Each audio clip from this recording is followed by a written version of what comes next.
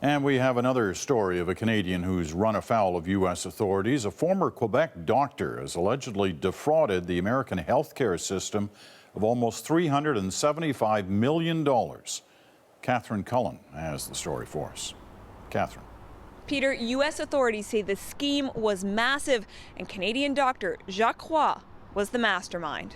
This represents the single largest fraud amount orchestrated by one doctor in the history of our Medicare fraud strike force operations. Roy ran a practice that was supposed to help patients who needed medical care at home. But authorities say Roy was billing the healthcare system for services his patients didn't need, services he never provided. They say he conspired with the heads of 5 other home care agencies to do it.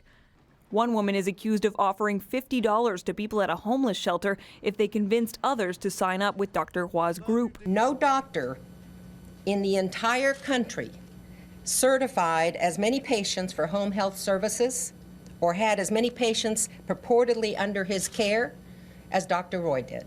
But Roy's lawyer paints a different picture, a doctor who serves those most in need. He's a credit to Canada and Quebec in particular. He's not emotional or upset. He understands he's been charged with something very serious.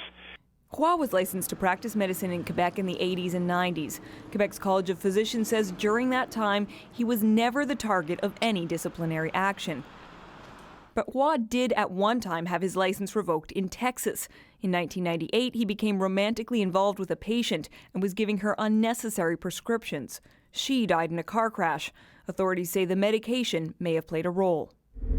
When police raided Dr. Roy's Texas home, they found a Canadian passport with his picture, but a different name, deposit slips for banks in the Cayman Islands, and a book, Hide Your Assets and Disappear, a step-by-step guide to vanishing without a trace. Prosecutors hope Roy's arrest sends a message. If you do this, we will track you down and we will prosecute you. Roy remains in custody in Texas tonight. If convicted, he could spend the rest of his life in prison. Peter? Catherine Cullen in Montreal. Thanks, Catherine.